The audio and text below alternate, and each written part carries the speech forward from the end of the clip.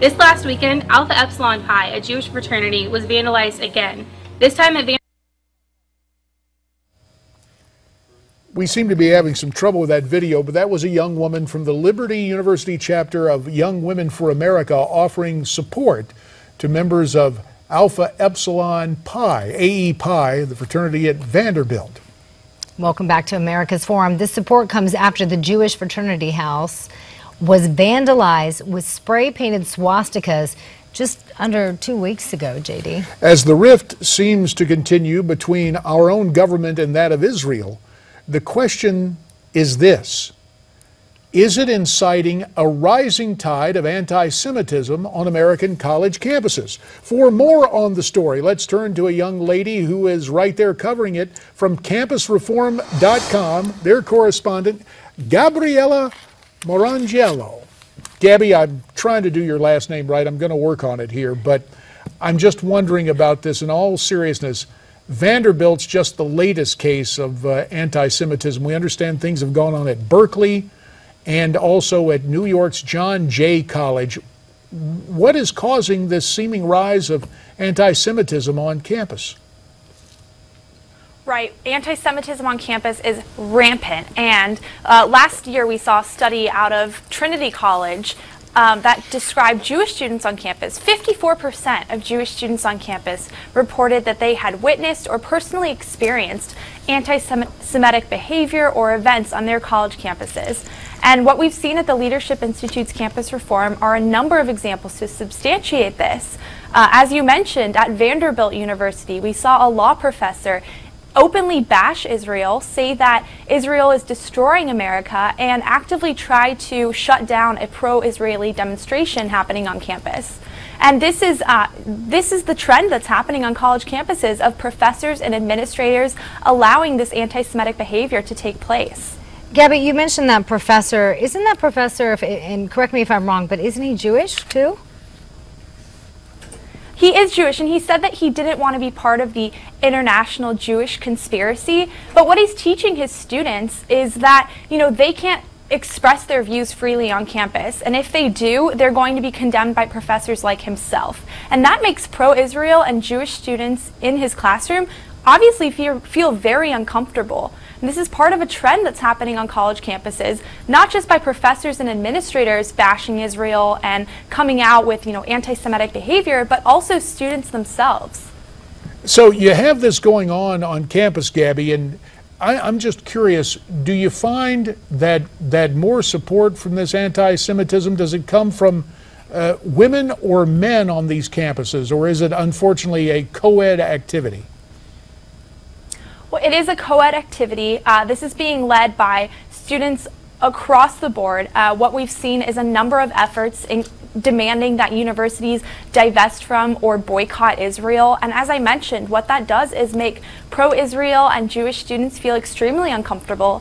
It leads to discrimination on campus, and it actually sends a signal into what the future of Israel and U.S. relations will be. If we have a generation that is so blatantly, against Israel, against one of the United States' greatest allies, what's going to happen when they move into the professional world? Hopefully, we won't see this relationship deteriorate, but I imagine that is what's going to be the case. Gabby, I'm just curious, have you ever witnessed any of this firsthand or spoken to some of these students about what they're seeing, what they're experiencing? I have. I'm actually a student right now at the George Washington University, where we recently had a student post pictures of swastikas in an on-campus dorm room. And this is actually the second time that's happened in the past month at GW's campus. And I report on this all the time at Campus Reform, not just open acts of anti-Semitism, but more disguised acts as well. We've reported a story about UCLA student government discriminating against a Jewish student who was trying to seek a role on the student government there, and they discriminated against her because of her Jewish faith. They brought her in, they grilled her with a number of questions about her Jewish identity, and they ultimately voted against allowing her to hold this position because they thought that her being Jewish was a conflict of interest. And luckily, a professor did step in eventually, and they voted to overturn that original vote. But this took a professor, lecturing these students on anti-discrimination in order to make that happen. Gabby, I have to ask you, what do you think is fueling all this? Do you think it's people that are more pro-Palestine? Well, I think a lot of it has to do with the mainstream media and what it's been feeding these students. Many of these students are out there falsely claiming that Israel is guilty of apartheid and ethnic cleansing in order to demonize it. And what you don't hear from these students is about the Palestinian acts of terror against Israeli civilians. And that's not happening on college campuses because a lot of it is failed to be reported by members of the mainstream media. Gabby, we've got about 2 minutes remaining, and I understand, well, we heard the Liberty chapter of Young Women for America express support for that fraternity at Vanderbilt. What is happening to counteract this stridency and this rise in anti-Semitic behavior on campus? Well, you have a number of Jewish students and Jewish alliances on college campuses rising up and condemning these acts of anti-Semitism and anti-Israel behavior and sentiment on college campuses. So we've seen them band together and rally against this type of behavior. And we've also seen that a number of these boycott, divest, and sanction movements against Israel haven't actually worked on college campuses. There was a report out, I believe last week, that indicated that no college campus has actually fully divested from Israel yet. So these students obviously have lofty goals, but they're not being implemented because a lot of people realize they're not realistic. This is one of the United States' greatest allies.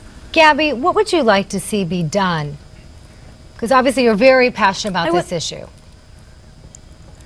I would like to see college administrators and professors condemn this behavior and illustrate the complete ludicrousy of college students holding this anti-Israel behavior and sentiments. I mean, this is, as I mentioned, again, one of the United States' greatest allies, and we need to raise this generation to display the utmost respect for them, not be fueling the fire that's been happening and, increasing the tension between U.S. and Israel. Gabby Morrongiello, we thank you very much for that update from campusreform.org and from Newsmax Washington. Now let's check in with Jessica Reyes for a Newsmax National Weather Update. Hey, I'm Jessica Reyes with your Newsmax weather report for today for your Wednesday. A lot milder across the state of Oregon. Mainly sunny skies for Las Vegas, even into San Diego, and pretty windy and warmer between San Francisco and San Diego. Also for your Wednesday, we are dealing with the low pressure, bringing with it severe showers and thunderstorms, also damaging winds and hail anywhere between Oklahoma City, even into Springfield, Missouri. So keeping a close eye on all of that. Meanwhile, by the Gulf of Mexico and New Orleans, warm for today with partly sunny skies. Some showers in the state of Florida. And speaking of showers and thunderstorms and that threat of flooding, we're dealing with some of that across the Ohio Valley, even into Pennsylvania and into parts of New York. And here are some of your daytime highs for your Wednesday for the middle of the week.